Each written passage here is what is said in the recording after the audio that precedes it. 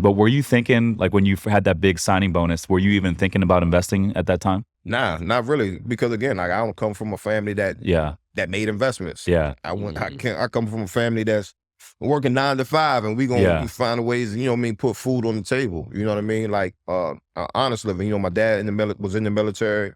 My mom worked for the government, so honest living. But it wasn't, you know. And then they come from very, very humble beginnings. You know what I mean? So just that knowledge, it just wasn't there as far as, okay, we're going to put this money here, we're going to invest and let the money grow. So at the time, I was not. And again, if I would go back, it would be a lot of things I would just do differently. All right, guys, welcome to another episode of The Report. Today we are in for another treat.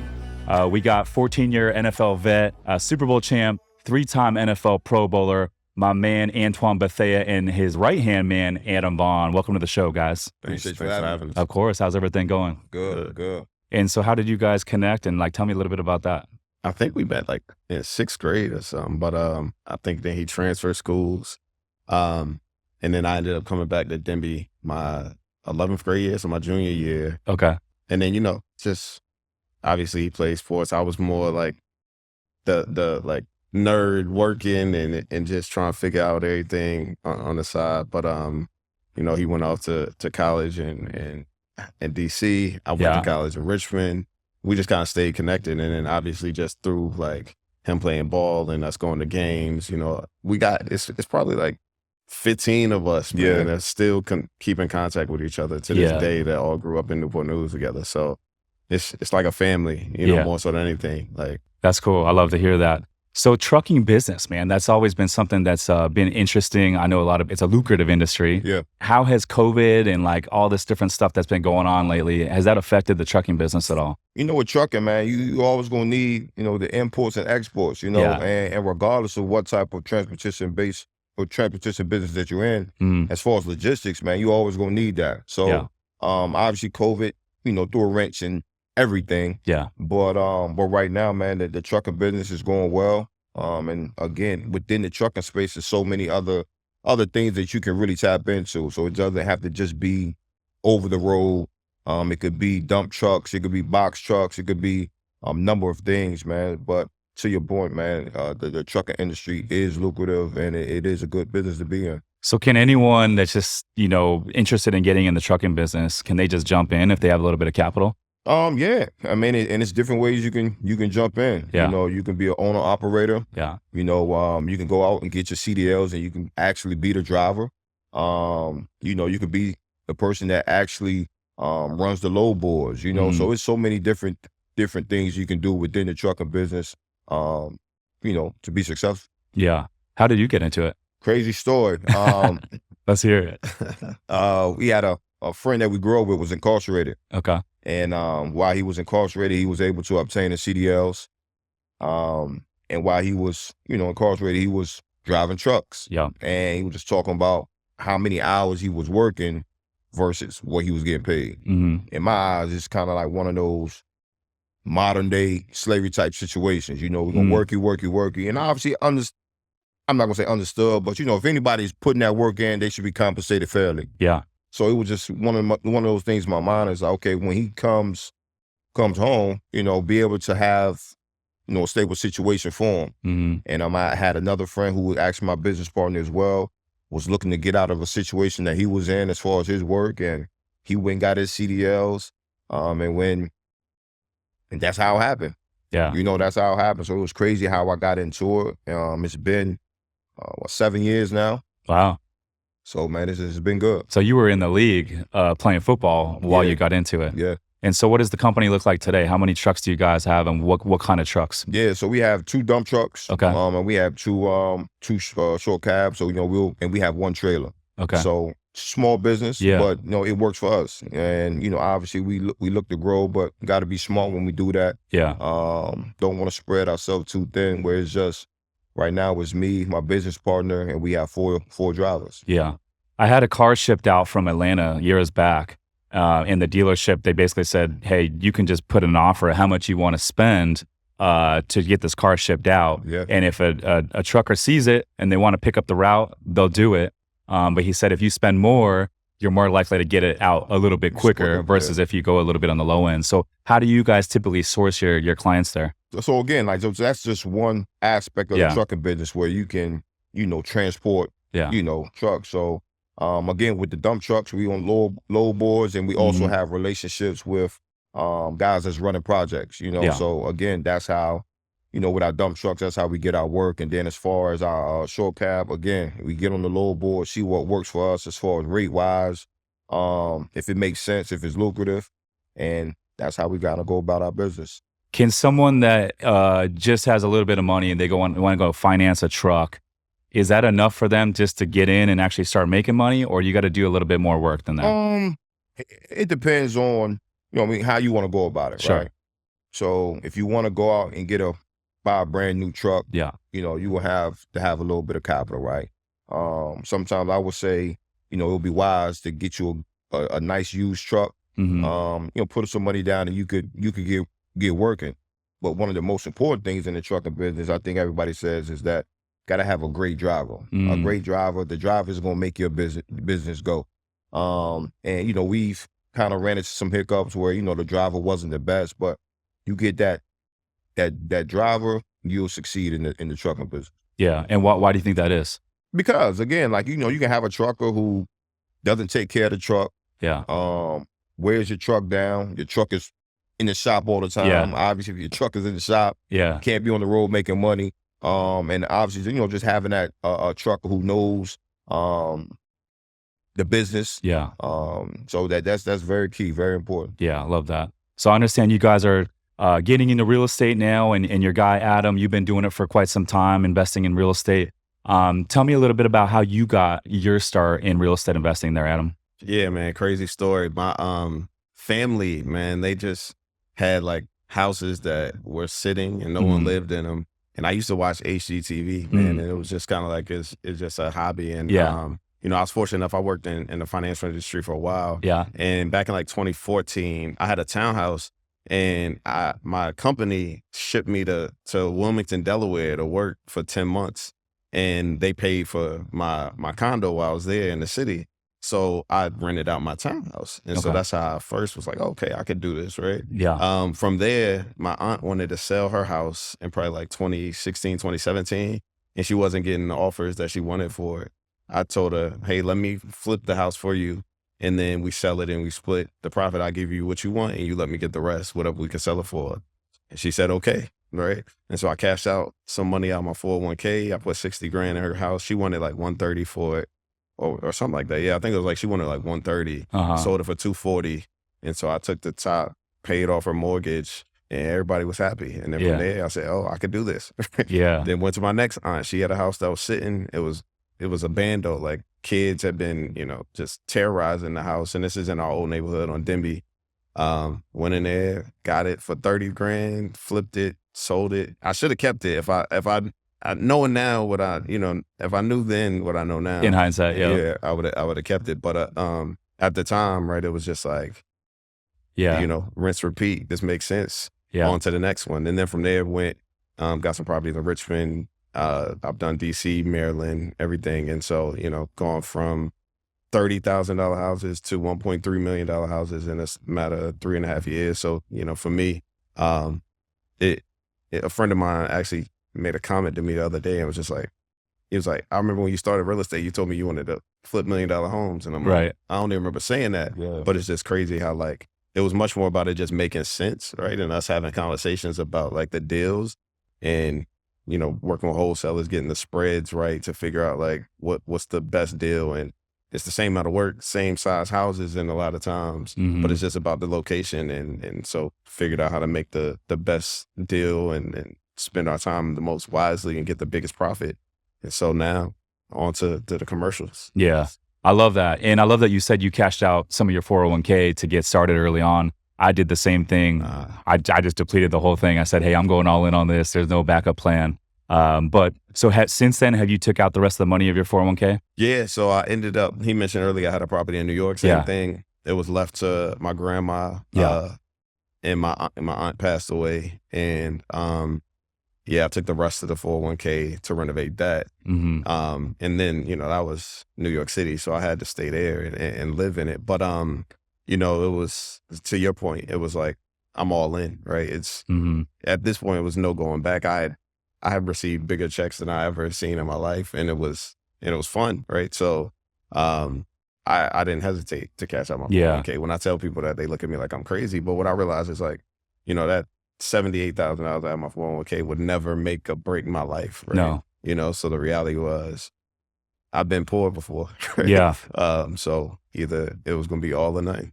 Well, I almost look at like the 401k as like almost a liability, not really an asset, because you got to pay it every single 2 weeks. Every 2 weeks, it takes money out of your paycheck, and you got to pay this thing, and it doesn't really give you a drip, no cash flow at all. Right. And maybe if you got to age 59 and a half, then you can start taking some money from it. But it's like, dude, that's a long ways away for a lot of people, Yeah, I think when I pulled mine out, I had been working as a government employee for 11 years. I was like young 30s. I'm like, by the time I get to 59 and a half, I mean, who knows if I'll even be around, you know what I mean? And so, I don't know, man, it's one of those things that society tells us to invest in. They push it on us. But at the end of the day, I think if you have a competitive advantage investing in other asset classes, I think everyone should highly look into those options. Yeah, I agree. So what do you guys, you mentioned you're getting into commercial real estate now. Tell me a little bit about that. Yeah, I mean, it's one of those, stepping stones, right? Yeah. So you start with single family homes, and then you just look at it like, man, like we can do this, right? So I think the way I look at it is it's a long-term play. Yeah. For your kids. So obviously, you get a multi-family property, commercial space, you can do mixed use, whatever the case may be. But when I sit down and really think about it, it's like it's something that I can pass on to my kids. Obviously, you get that residual income, the monthly passive income coming in monthly. So it's so many, positives when you look into it. Yeah, absolutely. Yeah. So when you're coming into the NFL, like what do they teach?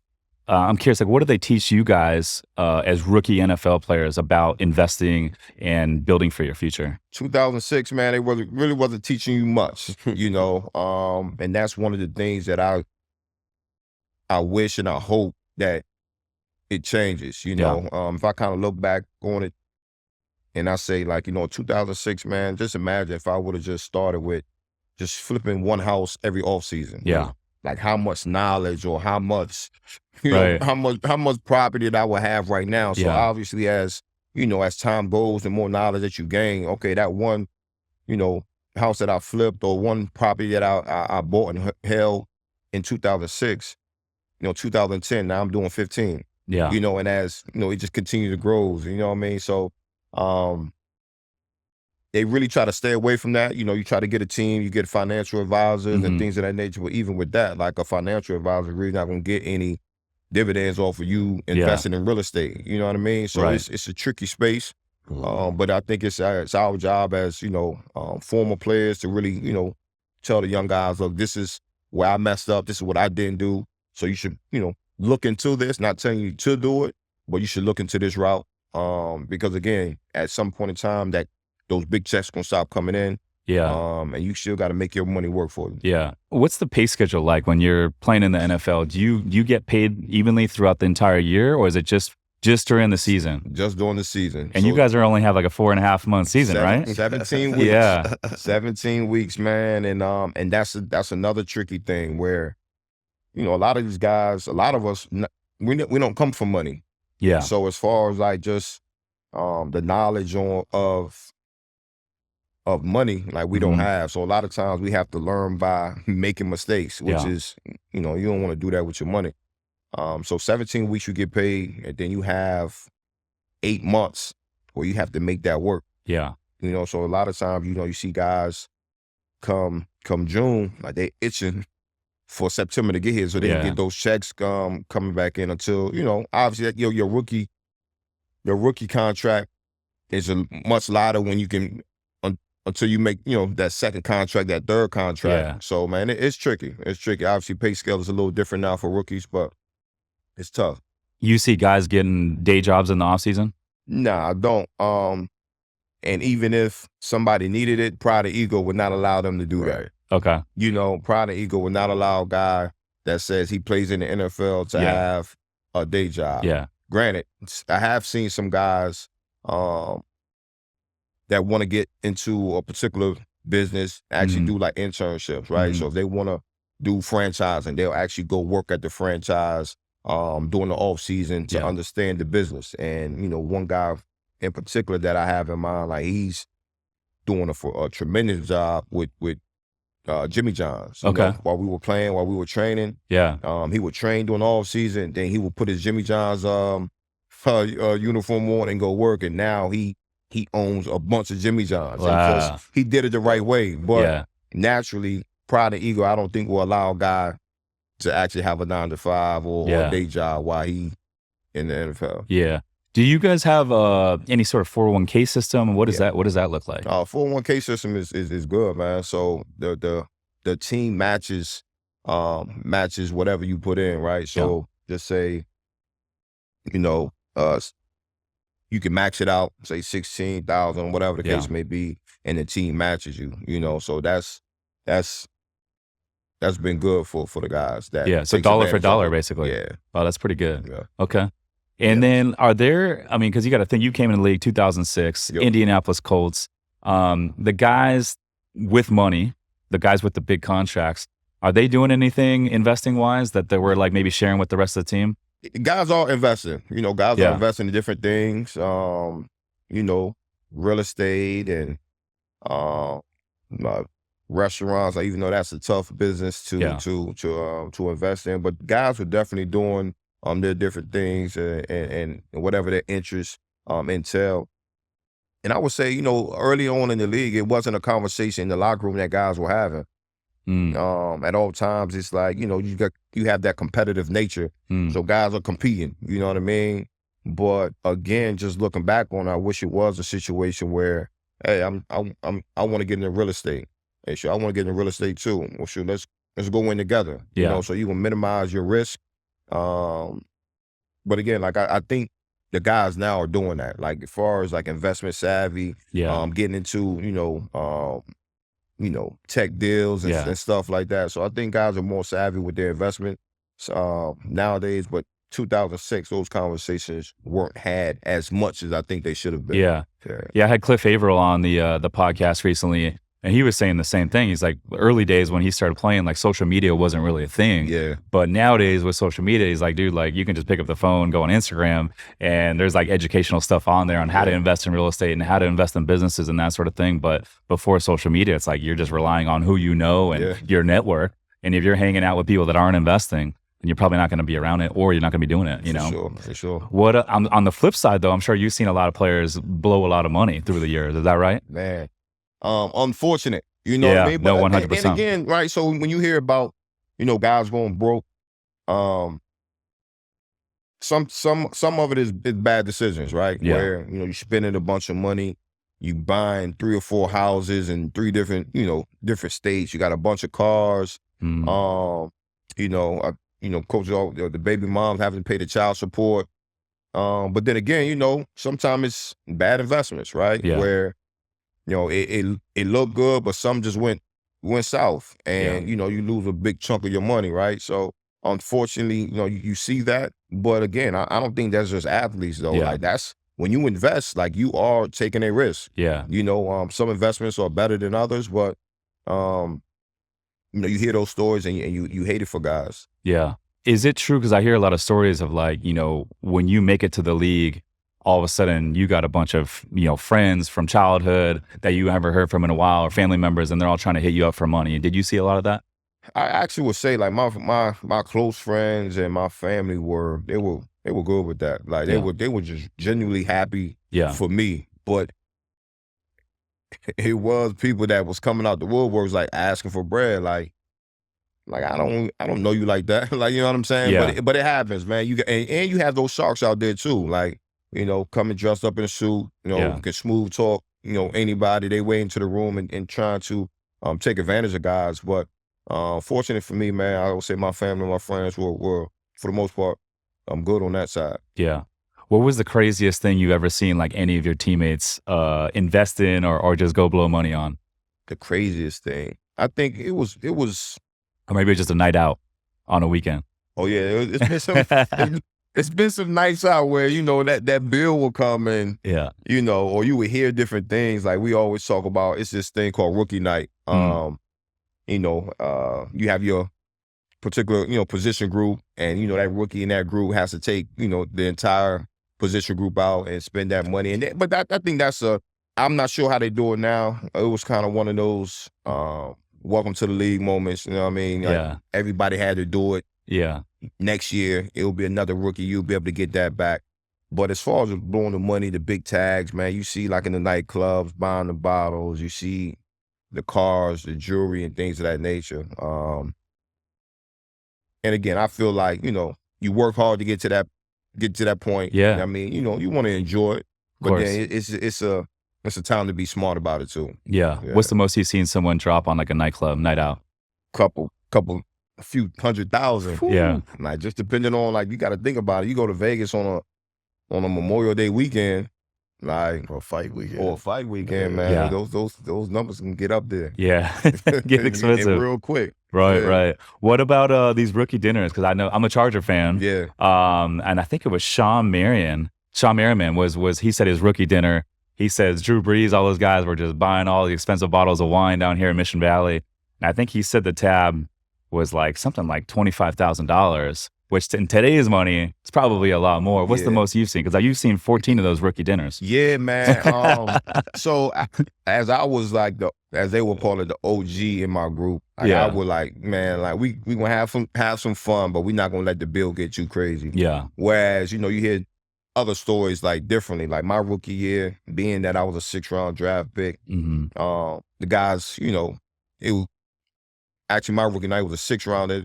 I was a 6th-rounder, then we had a 7th-rounder. So they took it easy on us, you know. But if you like a 1st-rounder and you're getting them big paychecks, the guys gonna try to hit your pockets a little harder. So during my time, man, like I said, I haven't seen anything crazy on the teams that I've been on. But just listen and hear different things around the league, man, those numbers can get crazy. Yeah, I can imagine. So 6th-round draft pick, that's impressive. And you were basically named starter game 1 of your rookie season. Yeah. So you must have just killed it in training camp, huh? Man, just believing in myself and betting on myself. That's kind of like my motto I like to go by, like bet on yourself. So, I always used to say, going to Howard University, at HBCU, a smaller school, I just want an opportunity, right? If you give me that opportunity, man, I'm gonna make the most of it. Yeah. So when I was able, first off, to hear my name called on NFL draft day, that was a blessing. But then to go into that locker room with Peyton Manning and, you got Marvin Harrison, Coach Dungy, to be able to see those guys, man, and then I get out there on the field. Obviously, never a situation where I was scared, but it was just like that nervousness, right? Like, can I come out here and do what I've been doing my whole life? And once I realized that I could, man, it was like, I'm gonna take this opportunity and run with it, and I was able to do that. Yeah, that's impressive, man. Yeah. Learning to become a successful real estate investor can take a lot of time and dedication, which some people just don't have. If you're one of these individuals, this doesn't mean you can't invest in real estate. My company, Summers Capital, is buying a bunch of boutique hotels right now, and you can invest with us in these deals without having to do any of the work. Our team sources the deals, we secure the lending, we take care of all the renovations, and we even handle all the day-to-day operations with our in-house management company, making it truly hands-off and passive for our investors. If you want to learn more to see if we can help you, go to summerscapital.com/invest to book a call with our team. Again, that's summerscapital.com/invest. Now back to the show. Adam, what was it like seeing Antoine come up, like and being drafted and all that sort of thing? I mean, being a childhood friend, that's got to be pretty cool, yeah? Yeah, I actually remember when I first heard he was going to the NFL, right? So mind you, like he said, he went to Howard, which is, because it's a smaller school, you don't hear about like a lot of people graduating from Howard and going to the league. But obviously, like, people are keeping tabs on that. Some of the people around the way that like really into college sports. So I remember somebody calling me and telling me like, "Yo, I heard Twan getting drafted," and I called him and I asked him, and he was like, "Yeah, it sounds like it." And so we were all there, man. Like I said, it was probably like 20 of us at his house on draft day. Oh, that's cool. We got a picture. We post occasionally as a reminder, man. But I think I used to travel all over the world for work, and I think the dopest thing with me was just to be able to see him on TV, just like, and no matter where I was, right, to turn on the TV and see him always in the game, always making plays, and that was just dope, especially being that he went 6th round, and to just continue to, I think one of the things I like most about Twan's career is like being around him, talking to rookies and younger guys and inspiring them and telling them what they should be doing and like trying to help them. Like, just solid dude. And you would never even know he was in NFL. Like, if you didn't know who I love that. I love that. And I can tell just talking to you, like, I was a big fan of your game growing up, and it's funny. So in 2006, you guys went to the Super Bowl against Kyle Orton and the Chicago Bears. But being a Charger fan, 2006 season, we were 14-2. That was the year where LT had 31 touchdowns. Right. He won the league MVP. Yeah. And we had the first round bye, and I remember it was a divisional round here at Qualcomm, and Tom Brady and the Patriots come in. We're up by 10 points in the fourth quarter, and Eric Parker muffed the punt, and we like fumbled another play, and next thing you know, they beat us like on a last minute field goal, and that was the year where I felt like had we won the Super Bowl that year, because we would have beat Chicago Bears that season. And I think we had just beat you guys in like week 16 or 17 to end the season. And I think had we won the Super Bowl that year, I think they would have built the Chargers a new stadium and they would still be here today. So I always like pinpoint that season. I'm like, that's the reason the Chargers are in LA now. So it's your fault. No, I would say this about the Chargers, right? Yeah. So everybody always talked about, I would say at least when I played with the Colts, right? Yeah. Everybody used to always talk about the Colts and the Patriots. But nobody ever talks about like the Colts and the Chargers, right? So I would say after we won the Super Bowl, I think the next 2 years, the Chargers was the team that got us out of the playoffs. And even playing in the regular season, man, like we always knew like that was going to be a tough game. I think the AFC during that time, like the AFC was loaded with just talented teams. Yeah.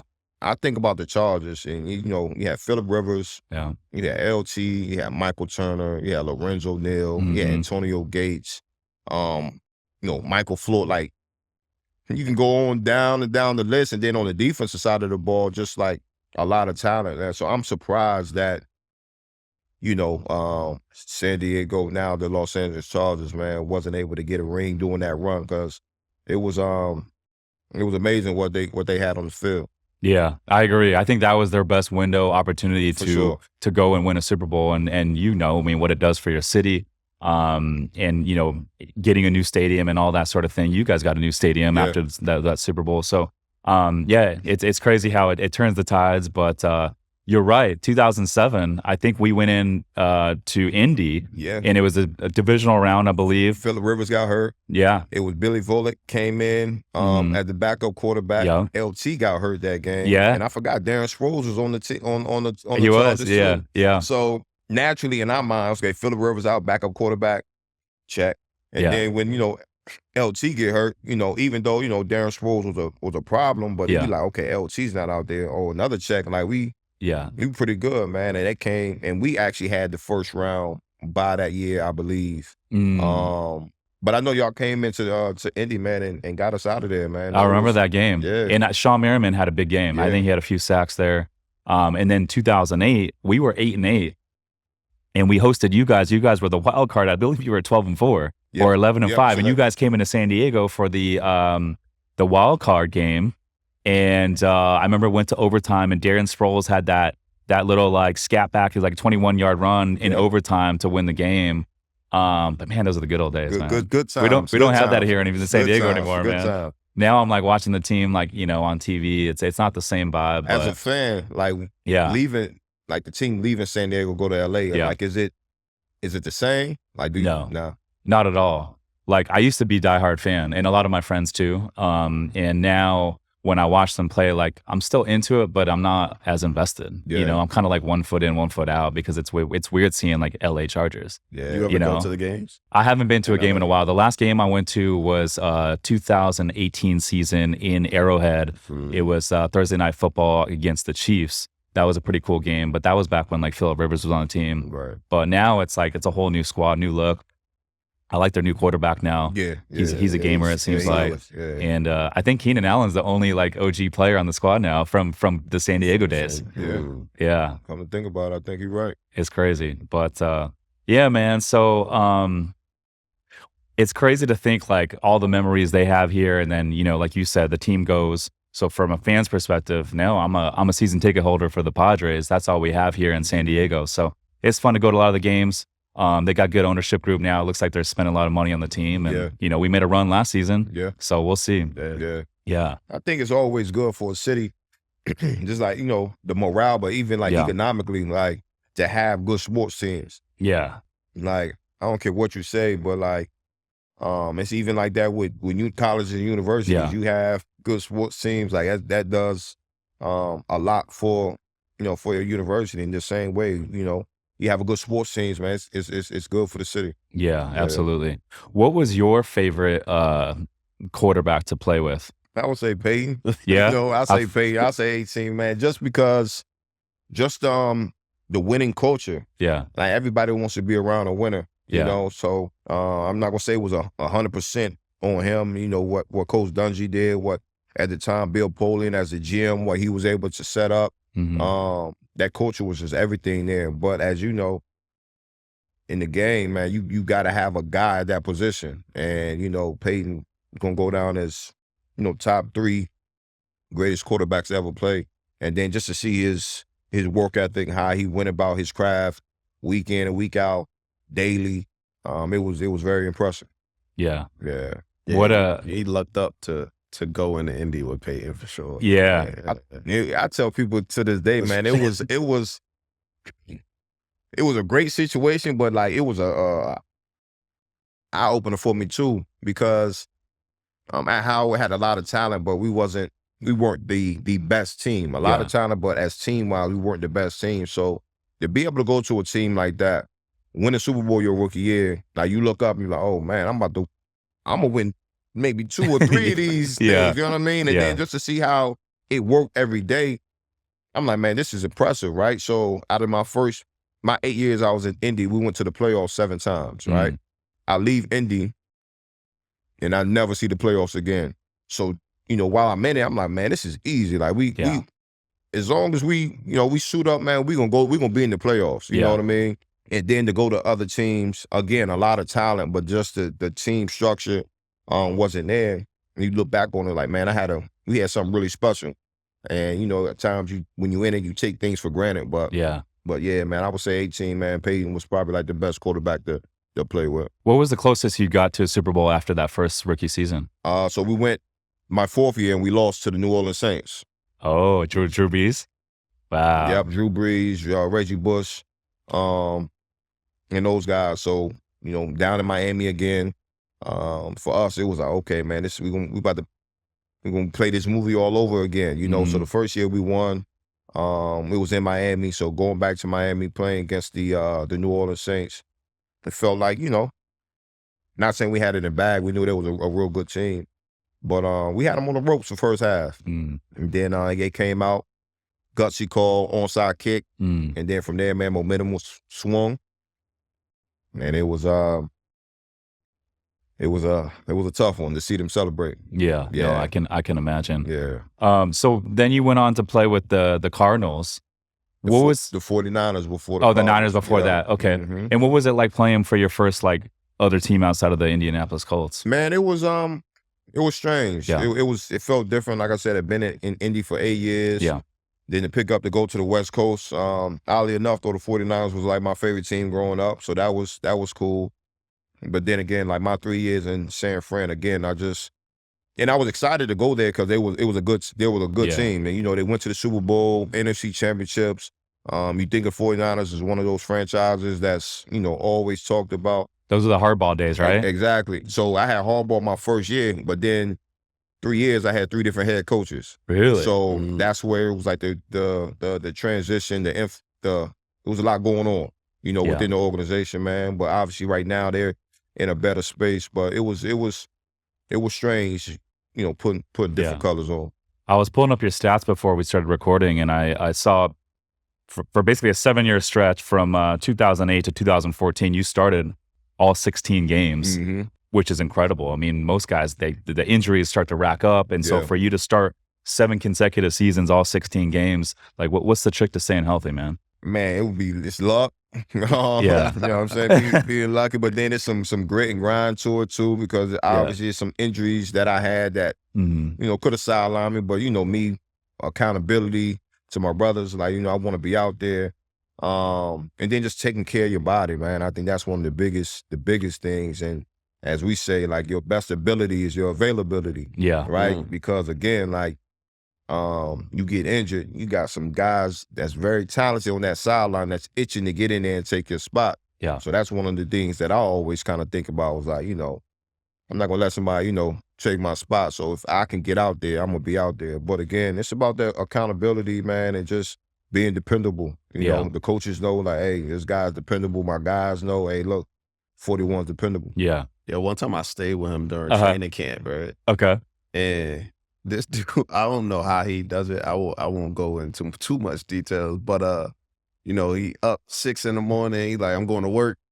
You know, next thing you know, it's somebody at the house stretching him. He go to the chiropractor. Like, you know, once you really, the stuff you don't see, is like, then it's like, oh, it makes sense now that you're living in Stanley for 14 years. Because we know some guys that had short careers, and I've talked to them, and they tell me straight up, like, yo, I couldn't do that. I couldn't watch film every day. I couldn't, you know, I couldn't spend that time and that money on my body. I was so naturally talented that they just felt like they could go out there every day and just go play ball, and it was gonna be all right. And, you know, everybody can't do that. I hear you. When I see guys like LeBron, I'm like, man, like 21 years in the league. That's guy's crazy. 38 years old, and he's still playing at, you know, all-star caliber level. I'm like, I just, that's crazy to me. But, you know, he's investing a lot of money and time that a lot of people don't see on camera, investing in his body and in his nutrition. How much does nutrition play a role? It's everything. Yeah. What you put in your body is what makes it, you know, you go. I mean, it's just like a car. Like the type of gas you put in the car is either going to tear the transmission, the engine up, or you put that good stuff in your body, you know, you'll be able to perform. So nutrition, man, is everything. Very, very key. Obviously, you know, the physical aspect of getting into the gym, you know, taking care of your body, getting your rest. But if you can tap into the nutrition, and that's just like even a non-athlete. Yeah. You know, if your nutrition is good, if you're eating good, 9 times out of 10, you know, you're gonna be healthy. What about the pain meds? Because I know you guys are taking a beating out there in the field. Yeah. And I know there's been some controversy over the pain meds. It's probably a lot different than it was when you came into the league. Yeah. Maybe talk a little bit about what was it like with the pain meds back then, and then kind of how is it now? Man, the pain meds got us through a lot of stuff, man. If it wasn't for those pain meds, them 7 years of me starting every game, it would not have been the same. But again, like you said, like even my latter years in the league, things just started to change because, you know, man, like just some of the shots that, you know, we were able to get, you know, not to just talk too much, but just like, hey, I need X, Y, and Z, and you'll go out on the field, and in the afternoon, you know, you'll have it ready, man. So I'm glad that, you know, it turned for the better, you know, because again, you know, that those drugs, you know, what it could do to your liver and what it could do to your body. It's just so much other stuff out there that we can use that could help us and still be healthy. Yeah. What do you think of the Damar Hamlin Buffalo Bills injury? Man, that was just seeing that he got released from the Buffalo hospital, man. So definitely, man, you know, prayer works, but that was scary because I'm looking at that tackle and it's like I've made that tackle 1,000 times. Yeah. You know what I'm saying? And then just to see the teammates and just the emotion, and you know, while you're sitting there watching it, and it's like typically, you know, when you see a player get carted off, you know, he'll give you the thumbs up or just say like, you know, he gets carted off, and within, you know, 10 minutes or 15 minutes, you hear, hey, he's, you know, he has all, you know, movement in his extremities and he's doing good. But this one was just a little different because, you know, you're sitting there, you're watching the TV, you're listening to the commentators, and you're really not hearing updates. You know what I mean? It's an hour go by, 2 hours go by, and it's like, Like, dang, like, Right. you talk about it like, you could die out there on the field, but you really haven't seen it. You've seen some, as far as like paralysis issues. Mm-hmm. So, man, to see that live, it was scary, but, to see that he's going to be good, man, and hopefully he can make a full recovery, man, it's a blessing. Yeah, no, absolutely. You never want to see anyone get hurt. I was on an airplane coming back from Brazil, and they were showing the Monday night game. We weren't getting all the updates, but like all of a sudden I saw the game was postponed. I was like, what the hell happened? And then later when I landed, I read what happened. I was like, holy cow, that's crazy, because you don't see that every day. Right. And I think all these things that we do in life to, better ourselves or put ourselves in better financial, positions, such as investing in real estate, it's like none of that stuff matters if you don't have your health, and it can go like that, which is crazy. Yeah. How does it work? I've always been curious, like if a player's, if you go on IR and you're out for the rest of the season, how does that work with your pay? So I would say it's kind of different than for other guys, just depending on who the guy is, like where you're at, like kind of in your career. Like, so 1 year I got put on IR. I tore pec. With the Niners, right? Yeah, with the Niners, the seventh, I think it was after the seventh game of the season. They put me on IR. Obviously, when you go on IR, now another spot on that roster is available, so they could bring somebody on. You still get your check, but then in some instances, guys get put on IR, and however their contract is set up, players would take a hit, or a team could. So I've seen where like a guy gets hurt and he's kind of like on the cusp as far as team wise, and then what a team would do will kind of like, hey, we'll give you X amount and you can go, get your rehab, and we'll, revisit the situation. So it's different ways that, that IR situation can play out. Yeah. So it depends a lot on like contract, what kind of quality player you are. You know what I mean? So if you're a franchise type of player, they're going to take probably good care of you. Exactly. But if you're on the cusp, they'll probably do some sort of severance package type of thing. Yeah. Okay. That's crazy, man. So it can go quick. It's a big business, man. Yeah. $1 billion business, man. And at the end of the day, that's all they thinking about is that money. How can we save? So I tell guys, we was having this conversation the other day with a group of guys, and the sooner that players come into the league, they can realize that this is a business.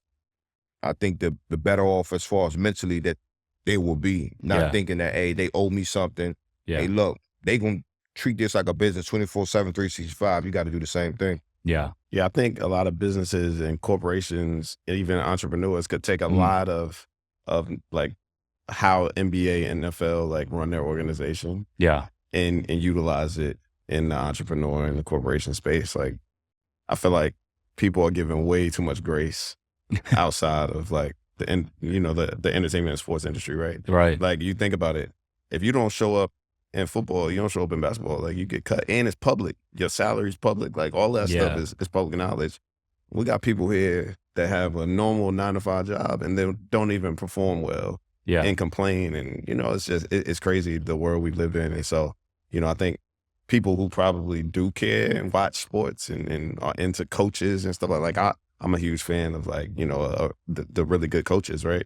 And, when you take some notes out of their book, man, I think it'll lead you a long way in whatever you do. It's funny you say that because so we had it's called a Players Trust. It's like one of the organizations where former players get together. They have some different things for guys, but and you talk about the transition, right? So the transition out of the league into the real world, right? And how real it is, how it could be difficult for most guys. Mm-hmm. And then, we're just talking about they got to use the tools that you acquire while you play the game and insert them into whatever it is that you aspire to do in the real world, right? And then to touch on it, it's like you were in a like 1 percentile as far as playing at the top level, and what you had to do to stay on that level, a lot of people can't tap into that. So as far as like accountability, right? Like you know, you got a job to do as far as like it's 11 men on the field and you got to be at your spot at all times. Those other 10 guys are counting on you, right?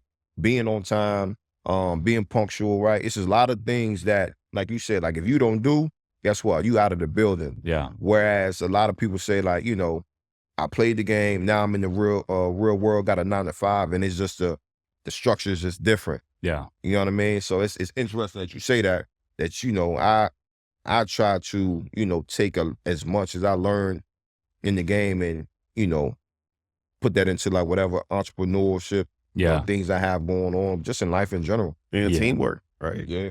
You can't do anything alone. Nothing amazing happens alone. Right? So yeah. Like, and I'm sure like in the locker room, I mean, there's probably like great guys to be around that are like motivating and they level you up. And then on the flip side, just like any company or you know, entrepreneurial thing that you're investing in, there might be people that are the opposite personality that are cancers to be around. Yeah. And sometimes you gotta cut your weakest link, right? I was telling people that all the time. They would think that, you know, because we're in the locker room on the football team, that you're friends with everybody. Yeah. Like, you friends with everybody that you work with? Like, no. Like, yeah, we're cordial, we're teammates, we all have that common goal, but it's the same way. Like, you know, we're gonna have your few people that you really, really rock with. Mm-hmm. You know, but again, it's like, you know, you got some friends and then you got coworkers. So there are a lot of people would like look at me like I'm crazy. I'm like nah, like you respect everybody, you don't talk to everybody, but nah, everybody, you know, on your team, you're not going to particularly like, you know what I mean? So I'm curious to know, like, how much do you think, like, being like a good role model in the locker room, like, attributes to like long-term success and longevity in the NFL? I mean, I think it goes a long way, right? Because again, like, even though it's 32 teams, that's, in the grand scheme of things, that's not a lot of teams, right? It's 32 teams, 32 owners, 32 head coaches. You know what I'm saying? So if you're a good locker room guy, that word that gets around. You know what I mean? So that's just like if you're a good employee, and you know, you filling out an application and you like, hey, I need a recommendation, and they're gonna say, hey, this guy is a hard worker, on time, he's a value to your company. It's kind of the same thing when you're a good, you know, good locker room guy. Obviously, you got to be able to play too. You know what I'm saying? But it goes a long way. Yeah. You know, we only hear about the negative right to the locker room. So that's why, as he was talking, I just thought about that. Yeah. I'm curious, how much does a good agent and having that good agent representation, how much does that play a role into your career earnings and all that sort of stuff? It's critical. I'm not going to downplay the agent. I had one agent for my entire career. Shout out to Adisa Bakari. But the agent works for the player, right? Mm-hmm. If the player's doing what he's supposed to do, he's going to make the agent's job easy. You know what I mean? Where agent, I feel like an agent can help you is, one, be honest with you. Mm-hmm. Don't tell a player any lies. Don't BS anything. Don't sugarcoat anything. Like, keep it straight.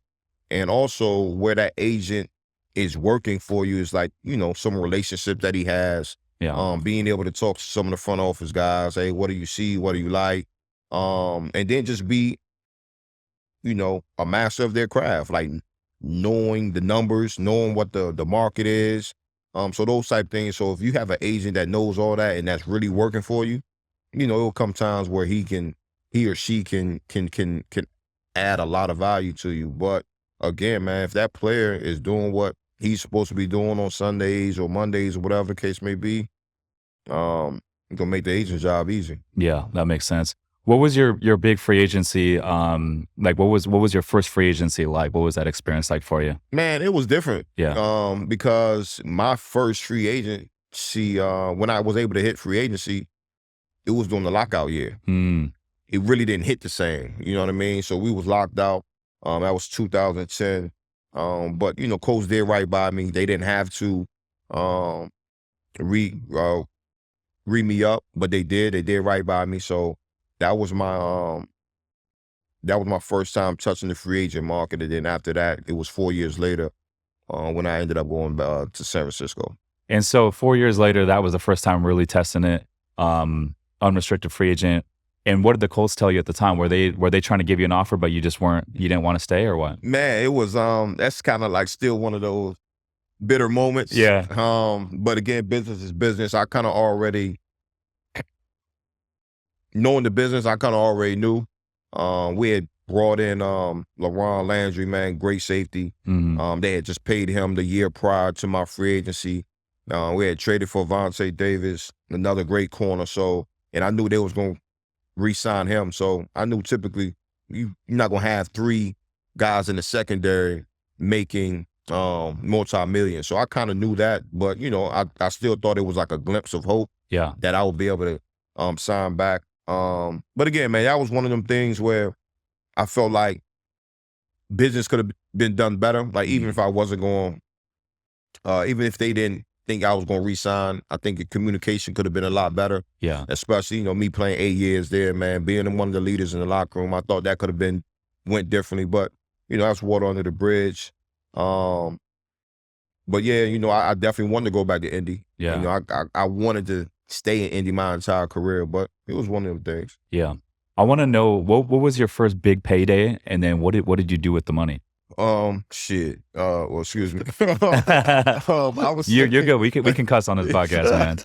I would say, getting that first check was a big payday in my eyes. You know what I mean? Coming from where we come from, like that was a huge payday. How much was it? $250,000. Okay. Like even like if you listen to it, and we in the real world, you like $250,000. That's money, but it's in the grand scheme of things, it's not a lot of money. But when I'm seeing that, I'm like, wow, like that's what my base salary was my rookie year in 2006. And to put that into perspective, that $250K was just one check of a contract that you had just signed, right? Hey guys, real quick, I hope that you're finding value in this show. If you could do me a huge favor and drop a 5-star review on Apple Podcasts or whichever platform you're listening on, it would mean the world to me. Also, if you know of anyone that would potentially benefit from this podcast, feel free to share it with them so we can help more people build wealth through real estate investing. Now back to the show. But that was my yearly salary, right? Yeah. So, obviously you break that up 16 weeks at that time. Yeah. But in 2006, it was something called player performance, right? So based off where you was drafted, you know what I mean? So I was drafted 6th round. I played X amount of plays, right? So basically it was like they wasn't expecting a 6th rounder to play that many plays. So you get paid accordingly, right? Obviously if you're a 1st rounder, they're expecting you to play. So your player performance is not going to be that high. So my player performance that rookie year from the 16 games and then the playoff run, my player performance check was bigger than my actual year salary. Wow. So when I saw that, I'm like, wow, you know what I mean? But obviously once those 4 years was up and I was able to re-sign with the Colts that year, it was a 4-year, $28 million deal. At that time, $7 million a year, that was good. So being able to see all those zeros and you play a game and you get a check on Monday and you looking at the check like so wow. when you signed that contract, what was the first big paycheck? It was the signing bonus. Yeah. You get a signing bonus or and how much did you get? How much did you get for that one? I'm trying to think what my signing bonus was. I can't remember what my signing bonus was, but it was a good chunk of change. You know what I mean? A good chunk of change, man. And that was like, all right, like this is life changing. Yeah. You know what I mean? Like this is life changing. And then, I was lucky to be able to sign 1, 2, 3, 4, 5 deals. You know what I mean? Throughout my playing career. So I don't take that lightly. You know what I mean? That's a true blessing. Yeah.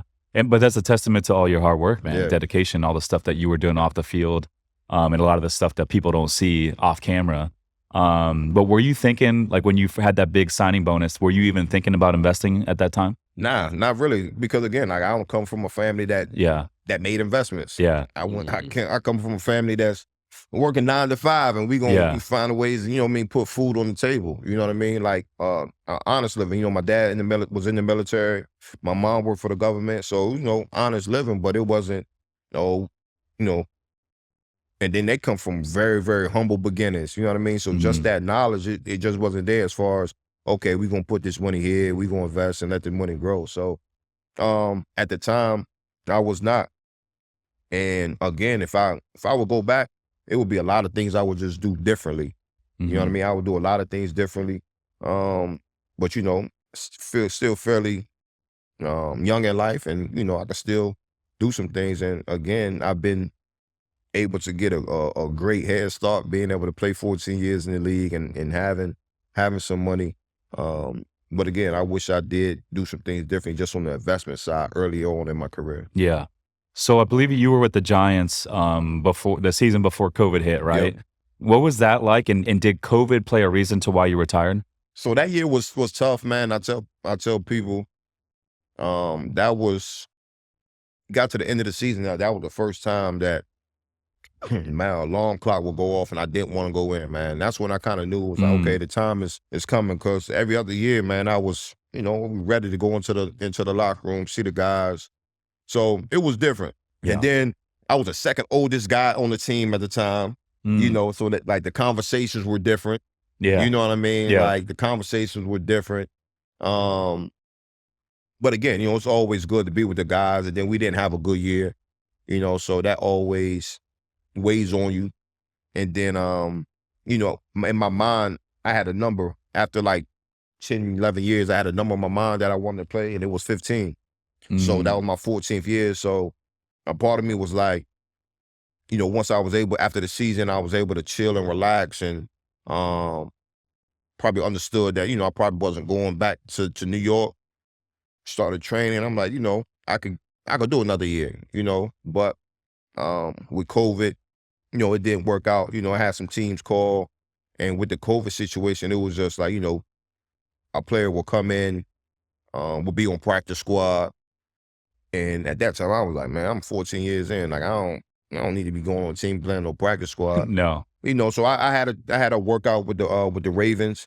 But that didn't end up working out. So, again, man, I didn't have any regrets from my 14 years, man. I was able to walk away, from the game like I wanted to, and it's been good since. It's almost like it happened at the right time for you. I mean, because I'm sure you were watching the football season there with no fans. It's like 15th year, you probably don't want to play without fans, right? Yeah, like that. Yeah. Unless you win the Super Bowl, like, okay, that's the way to go out. But right. I know that season had to be tough. Yeah, no, absolutely.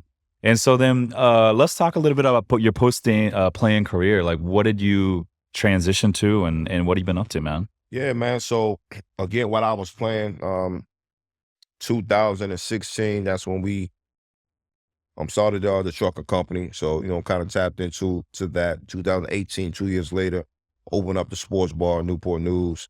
I've had my foundation since 2010. And now, I'm just really trying to dive into the real estate space. So, and then, amongst that, having a fam, just been busy, man. Yeah. Just been busy, looking to, give some of the knowledge, pass some of the knowledge on to the younger guys as far as like on the field. But other than that, man, just really just trying to create something special. Yeah. Tapping in with my guys, with my friends, man, and, the guys that's ready to go on this ride, man. Like, we're gonna try to, like I said earlier, man, just try to take over the world, man. Yeah. It's crazy that like you did 14 years and now, you're 38 years old. We're about the same age. It's like, dude, this is just the beginning of your next chapter still, which is like, it's crazy, right? Yeah. So again, it's a lot of learning, man. It's like Adam said earlier, man, it's fun. Like learning different things, every day I'm learning something new. Yeah. And we was kind of talk about it off camera, just like as far as social media, how, obviously you got to kind of weed through it, because some people out there is throwing some BS out there. Yeah. So you got to kind of fish through it, but to be able to like just go on social media and hear different people talk and listening to like quality podcasts, and it's just good to be able to gain that knowledge in a space that, wasn't too familiar with a few years ago. But now, man, it's been fun. Yeah, I love that. Yeah. So you guys alluded to some commercial real estate. What are you guys looking to do in 2023? It's funny, man. We was talking about it. I was like, man, I want 40 doors this year. So if I could work towards that, where we got 40 doors, and then from there, man, just each year, man, just continue to grow, continue to learn, and so mind you, he told me that like January 2nd, I sent him 40 doors already. It's January 11th. I love that. So when we laugh about this, we working out in the gym this morning, and that's what we talking about, how crazy real estate is, right? Where, to move from 100,000 to 200 to 300 to, the $1 million space, you go into different rooms. Obviously, you know, even the way that this all happened, I don't know if he told you or not. Like, I just saw you. Somebody sent you to me, like on a